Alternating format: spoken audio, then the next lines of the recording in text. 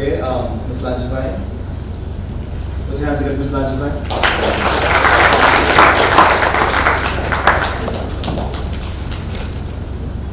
Good night, everyone.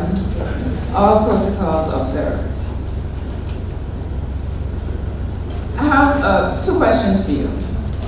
If you have experienced the death of a loved one as a child, please raise your hand.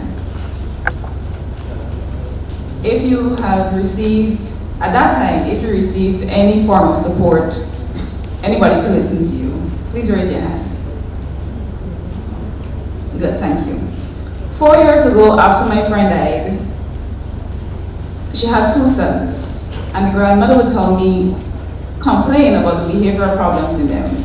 So I went online and came across child bereavement awareness, this entire cause, very new to me, and I wanted to shake everybody and tell them children do grieve and they need support. So I started the work.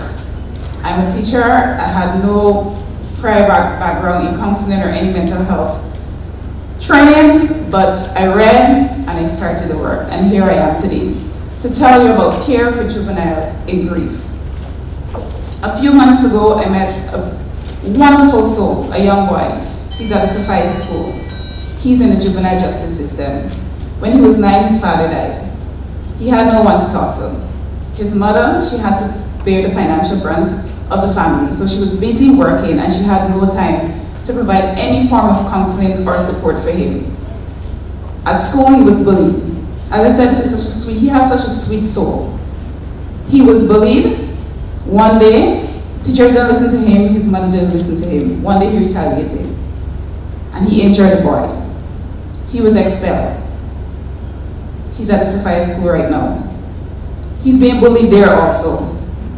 So imagine the hurt, the pain, the frustration he's 13. This young 13-year-old boy is going through.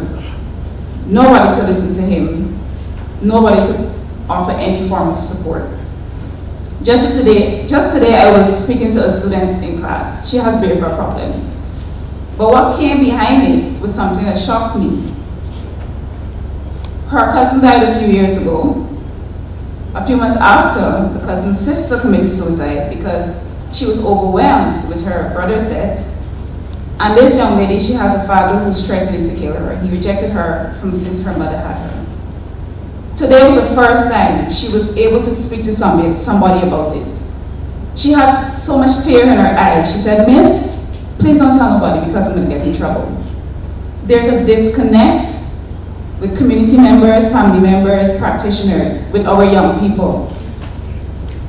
There aren't enough safe spaces for them to express themselves, to reach out to persons to receive the help and the support that they need to cope and to have a better life. And it's unfortunate.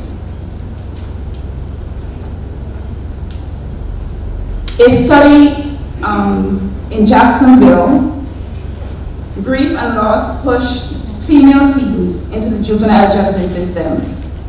And they found that at the epicenter of issues of many in the juvenile system are grief and loss. I will read that again. Based on a study in Jacksonville, studying if grief and loss can push female teens into the juvenile justice system, the findings supported that and said yes. After interviewing the girls, about 90% of them had experienced the death of a loved one, and they had no one to talk to. So of course, like anyone, they find various ways of expressing themselves. And the grief becomes unresolved, it becomes complicated. So it said at the epicenter of issues of many in the juvenile system are grief and loss. And I immediately thought about that young man I met a few months ago. As a teacher, I see it every day. Our young people, there's a culture where they have to toughen it out. They have no one to listen to them. And the public is generally unaware of how common, this is coming back to bereavement too, how common childhood loss is and the issue these children face. And I encourage you that your responses should always be to encourage them and not to suppress their feelings. Because when we suppress their feelings, they act out in violent ways, in unhealthy ways, and they pass through the juvenile justice system. And there's an even further disconnect with the police officers, with the lawyers, and everyone that they come into contact with. The impact of loss can be profound. We all grieve. It's a normal emotional reaction to loss, but we need support, and especially our young people. As Dr. Khan said, it's a collaborative effort. And we must remember that during the teenage years, they're transitioning into adulthood. I have an aunt who's a psychologist, and when I was a teenager, she didn't listen to me. She would say, your frontal lobe is not developed as yet. And I was always annoyed at that. Now I'm studying psychology, I understood what she was saying, but she never listened to me. It was like anything I said had no merit. Your frontal lobe is not developed as yet, I don't want to hear from you. But let's not speak to our young people like that, especially those who are grieving. Let us reach out to them. Let us, okay, I was distracted.